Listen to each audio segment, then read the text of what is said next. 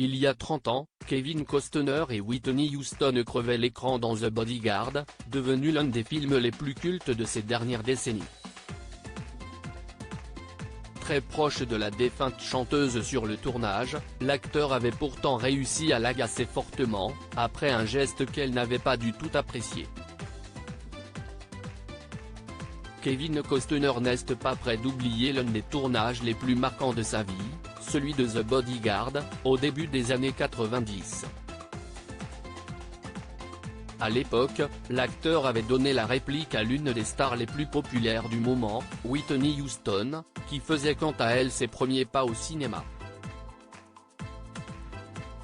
Décédée en 2012 à seulement 48 ans après s'être noyée dans son bain suite à une consommation de stupéfiants, la chanteuse américaine à la voix d'Angers a laissé derrière elle un film devenu culte. Quand Whitney est morte, il était évident que le public nous associait toujours, que j'étais le garde du corps éternel de Whitney. Sa cousine Dionne Warwick m'a appelé. Elle était dévastée.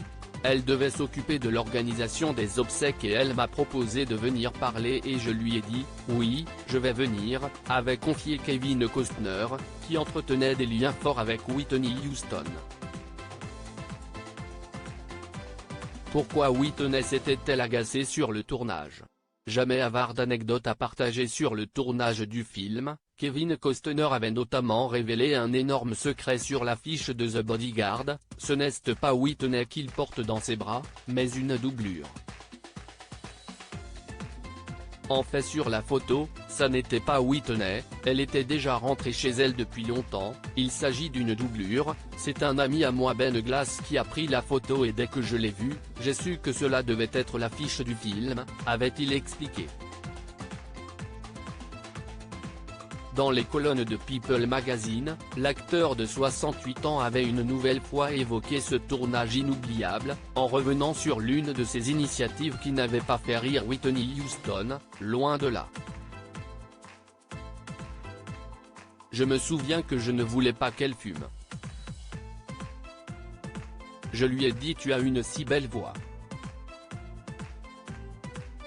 Donc j'ai jeté son paquet de cigarettes. Je l'ai jeté dans les toilettes, et elle s'était tellement mise en colère, mais elle ne pouvait pas s'énerver contre moi, car j'étais un gamin, a-t-il expliqué.